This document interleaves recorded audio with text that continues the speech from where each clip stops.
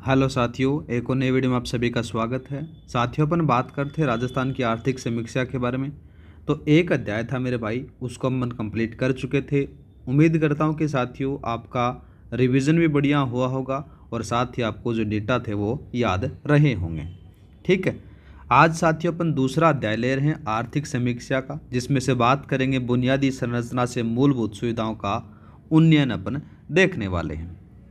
ठीक है साथियों, ये सारी की सारी साथियों ये क्लास है, ये आपके शॉर्ट नोट्स के ऊपर डिपेंड रहने वाली है।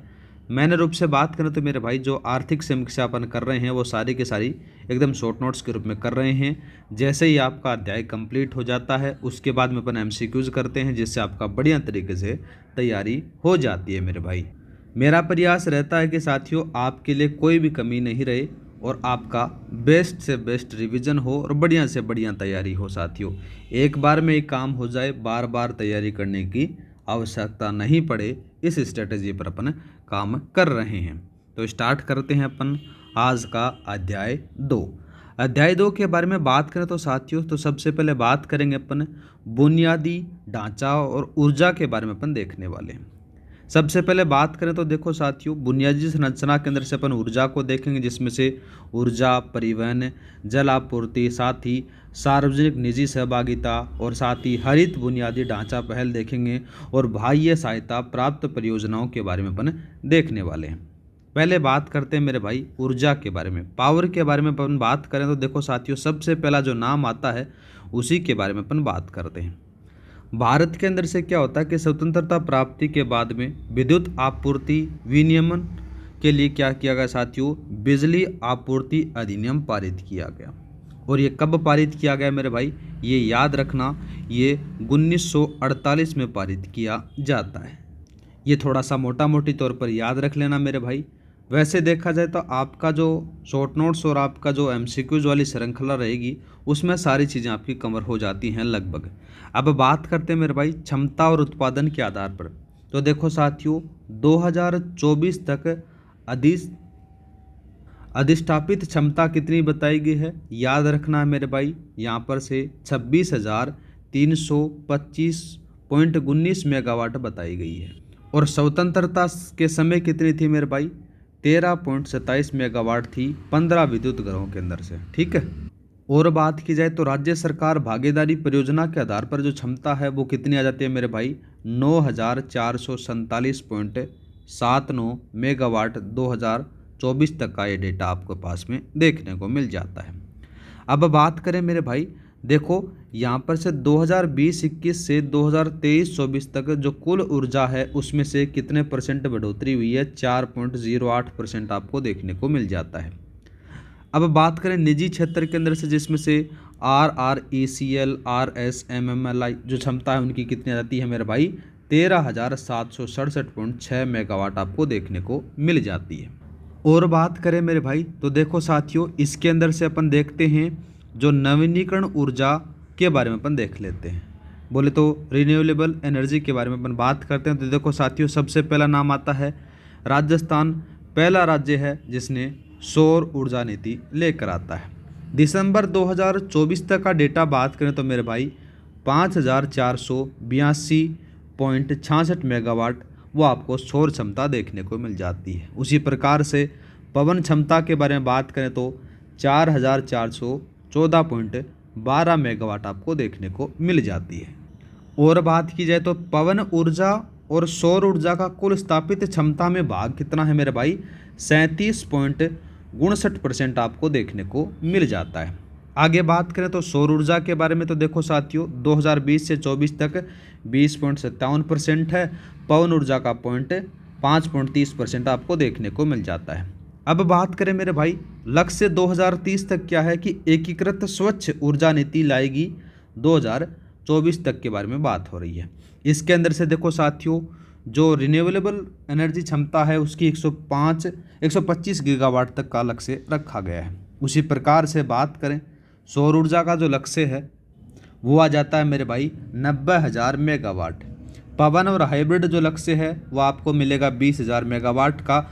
और हाइड्रो पंप स्टोरेज का जो लक्ष्य है मेरे भाई 15,000 मेगावाट का ये लक्ष्य रखा गया है 2030 तक का। अब बात करते हैं मेरे भाई बायोमास ऊर्जा के बारे में। बायोमास के बारे में बात करें तो साथियों, ये जो मुख्य स्रोत है, इंपॉर्टेंट लगा लो, इसका जो मुख्य स्रोत है सरसों की पूड़ी, ये यहाँ पर से देखो तूड़ी है, सरसों की तूड़ी और विलायती बबूल इसका मुख्य स्रोत आपको देखने को मिल जाता है। दिसंबर 2024 तक जो संयंत्रों के बारे में बात करें तो साथियों 14 हैं, याद रखना है। 128.45 मेगावाट क्षमता इससे मतलब कि ऊर्जा का उत्पादन होता है।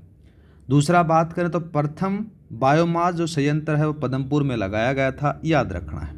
बायोमास एवं वेस्ट टू एनर्जी जो नीति है वो 29 दिसंबर 2023 को आती है। ठीक है, आगे बात करते हैं मेरे भाई ग्रीन हाइड्रोजन के बारे में। ग्रीन हाइड्रोजन के बारे में जब चर्चा होती है तो साथियों इसका जो लक्ष्य है वो 2030 तक कितना है मेरे भाई, 2000 KTP उत्पादन आ जाता है। पहले मतलब इसके अंदर से कितना होगा कि पहले के अंदर से होगा 500 KTP ये प्रोजेक्ट को छूट दी जाएगी साथियों। ठीक है, आगे बात करें तो साथियों यहाँ पर से नाम आता है RRECL। इसमें से क्या होगा कि RE उत्पादन की नोडल एजेंसी आपको देखने को मिल जाएगी। ठीक है, आगे बात करते हैं मेरे भाई, यहाँ पर से अपन देखेंगे किसके बारे में, उपलब्धता और उपभोग के बारे में देखने वाले हैं। इसमें से सबसे पहले अपन देखेंगे, देखो साथियों कुल ऊर्जा उपलब्धता 2023-24 तक कितनी है, याद रखना है मेरे भाई 10,948.74 करोड़ यूनिट आपको देखने को मिलेगी। लगभग 27.87% इसमें वृद्धि हुई है। दिसंबर 2024 तक जो उपभोक्ताओं की संख्या है वो 196.22 लाख आपको देखने को मिल जाती है। और वहीं बात करते हैं अपन ग्रामीण विद्युतीकरण जो दिसंबर 2024 तक, इसमें से 43,965 गांव हैं, याद रखना है साथियों, जिसके अंदर से 108.09 लाख ग्रामीण घर इसमें से आपको देखने को मिल जाते हैं। ठीक है, आगे बात करें मेरे भाई इनके जो सरकारी योजनाएं हैं उनके बारे में। ठीक है, इसमें से सबसे पहला जो नाम आता है मेरे भाई प्रधानमंत्री कुसुम योजना आती है जो मार्च 2019 में प्रारंभ की जाती है। इसके बारे में बात करें तो साथियों इसके 3 घटक आपको देखने को मिलेंगे, घटक ए, घटक बी और घटक सी। घटक ए के अंदर क्या है मेरे भाई, 10,000 मेगावाट विकेंद्रित ग्रिडों को जोड़ना है। दूसरा बात करें तो 20 लाख सौर पंपों की स्थापना करना है। और तीसरे में बात करें तो 15 लाख ग्रिड से जुड़े कृषि पंपों को सौरीकरण आपको देखने को मिल जाता है। ठीक है, ये थोड़ा सा याद रख लेना। आगे बात करते हैं मेरे भाई, नाम आता है PM सूर्य घर मुक्त बिजली योजना जो फरवरी 2024 को चलाई जाती है। इम्पोर्टेंट है मेरे भाई, याद रखना है। इसके अंदर से जो लक्ष्य रखा गया है 1 करोड़ घरों का पर सोलर पैनल लगाने का लक्ष्य रखा गया है। लाभ क्या होगा मेरे भाई, 300 यूनिट तक मुफ्त बिजली दी जाएगी। सब्सिडी के बारे में बात करें तो साथियों 1 किलोवाट पर 30,000, 3 किलोवाट पर 78,000 रुपये की सब्सिडी प्रदान की जाएगी। ठीक है, आगे बात करते हैं मेरे भाई दूसरी योजना का नाम आता है मुख्यमंत्री निःशुल्क बिजली योजना। कृषि अनुदान के क्षेत्र में आपको देखने को मिलेगी। ये शुरुआत होती है 17 जुलाई 2021 को किसान मित्र योजना के नाम से। आगे बात करें तो 2023 में से क्या किया गया साथियों, इसमें से 2000 यूनिट मुफ्त बिजली यहाँ पर से बताई गई है। इसमें से एक चीज़ चेंज कर लेना मेरे भाई, यहाँ पर से 2000 नहीं है, ये 200 यूनिट है, याद रखना है। ठीक है, ये 200 यूनिट है। आगे बात करें मेरे भाई, देखो एक और नाम आ जाता है यहाँ पर, ये तो यहाँ पर से कृषि क्षेत्र में तो 2000 ही हैं। ठीक है, लेकिन जो दूसरा एक और नाम आएगा, देखो मुख्यमंत्री निःशुल्क बीमा बिजली योजना जो घरेलू अनुदान को दी जाती है, इसमें से 100 यूनिट दी जाएंगी। इन दोनों में थोड़ा सा फर्क देख लेना, कृषि के अंदर से आपको 2000 देखने को मिल जाएंगी। और वहीं बात करें तो दूसरा जो आ जाता है जो बिजली वाला है, मतलब कि निःशुल्क बिजली योजना है जो घरेलू उत्पादन के लिए योजना के संबंधित है, उसमें से 100 यूनिट आपको देखने को मिल जाती है। तो इसमें थोड़ा सा मतलब कि कन्फ्यूजन मत होना। अब बात करते हैं मेरे भाई किसके बारे में, जो परिवहन है, ट्रांसपोर्टेशन है, उसके बारे में बात करते हैं। कुछ चीज़ें बच गई हैं, वो चीज़ें आपकी कवर हो जाएंगी जो आपका MCQs वाली श्रृंखला आएगी उसमें से, जैसे बडला सौर पालक वाला का जाएगा, उसके कितने फेज आ गए, वो सारी चीज़ें अपन MCQs वाले में देख लेंगे मेरे भाई। परिवहन के बारे में बात करें तो देखो साथियों सबसे पहले जो नाम आता है सड़कों के बारे में। इसकी जो कुल लंबाई है 2024 तक आपको कितनी देखने को मिलेगी, वो मिलेगी 3,17,121 किलोमीटर आपको देखने को मिल जाएगी।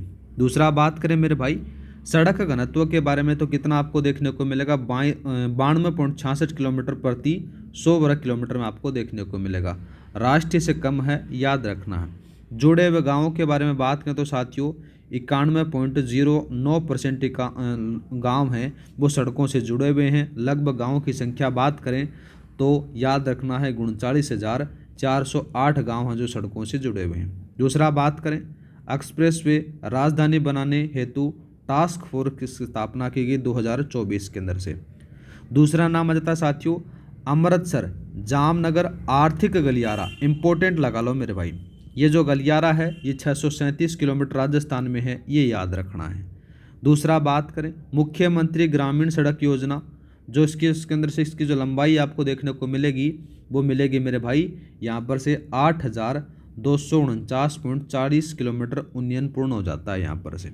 ठीक है, आगे बात करते हैं। नाम आता है राजस्थान राज्य सड़क परिवहन निगम RSRTC। इसमें से देखो क्या देखने को मिलेगा, बस संचालन है, इसमें से 2,944 बसें चलती हैं यहाँ पर से, याद रखना। उपलब्ध कितनी हैं 3,525 उपलब्ध हैं। नगरीय लाभ के बारे में बात करें तो VT ऐसा आपको देखने को मिलेगा, पैनिक बटन देखने को मिलेगा, शिकायत प्रबंधन प्रणाली, ये सारी चीज़ें आपको बसों के अंदर से देखने को मिल जाता है। किराए में छूट है साथियों, यहाँ पर से महिला और वरिष्ठ नागरिकों को 50% दिया जाएगा, पहले 30% था, अब उसको 50% कर दिया गया है। लोकतंत्र सेनानियों को निःशुल्क यात्रा दी जाएगी, याद रखना 2024-25 के अंदर से। दूसरा बात करते हैं मोटर वाहन पंजीकरण और सुरक्षा के बारे में। तो देखो साथियों जो पंजीकरण वाहन है ये कभी पूछा नहीं जाता, याद रख लेना थोड़ा सा, लेकिन ये जरूर इंपॉर्टेंट है, याद रखना। सड़क सुरक्षा रणनीति 10 वर्षीय योजना है जो 26 जुलाई 2024 से प्रारंभ होती है। एक आपको देखने को मिलेगा ड्राइविंग लाइसेंस पंजीकरण प्रमाण पत्र है, ये 1 अप्रैल 2024 से स्टार्ट किया गया। दूसरा वाहन प्रमोशन कोर्स है, इसमें से 200 करोड़ रुपए आपको देखने को मिलेगा जो 14 नवंबर 2024 से स्टार्ट होता है। दूसरा बात करते हैं अपन रेल परिवहन के बारे में। इसके लिए बजट आवंटन किया गया 2024-25 के अंदर से 9,959 करोड़, याद रखना है। रेलवे लाइन है उनको विद्युतीकरण किया गया, 97% को विद्युतीकरण कर दिया गया है। एक नाम आपको देखने को मिलेगा अमृत स्टेशन योजना, जिसमें से 85 स्टेशनों का पुनर्विकास किया जाएगा, इम्पोर्टेंट है, याद रखना है। और वंदे भारत एक्सप्रेस है, ये 4 ट्रेनें हैं वो संचालित हैं, ये भी याद रखनी है। ठीक है, अब वो 4 ट्रेनें कौन कौन सी हैं वो भी बता दूं क्या, जैसे अजमेर से चंडीगढ़, जोधपुर से साबरमती, उदयपुर सिटी से जयपुर और उदयपुर सिटी से आगरा कैंट तक शामिल आपको देखने को मिल जाती है। दूसरा बात करें तो मेरे भाई सुरक्षा के अंदर से 1700 किलोमीटर नेटवर्क पर कवच प्रणाली लगाई जाएगी, ये भी थोड़ा सा याद रख लेना मेरे भाई। ठीक है, जिसके अंदर से राजस्थान के बारे में बात करें सुरक्षा से संबंधित तो देखो साथियों यहाँ पर से राजस्थान में 127 किलोमीटर के क्षेत्र में स्वचालित सिग्नल प्रणाली को लागू किया गया है। ठीक है, ये मोटा मोटी तौर पर थोड़ा सा याद रख लेना। अब बात करते हैं अपन किसके बारे में, वाटर सप्लाई जल आपूर्ति के बारे में बात करते हैं। इसको 3 भागों में बांटा गया, शहरी जलापूर्ति, ग्रामीण जलापूर्ति और साथियों बाह्य सहायता प्राप्त परियोजनाएं हैं उनके बारे में अपन देखेंगे। कितनी क्रियान्वित हैं, 14 क्रियान्वित हैं, याद रखना दिसंबर 2024 तक। पहले बात करते हैं अपन वाटर सप्लाई के अंदर से शहरी जल आपूर्ति के बारे में।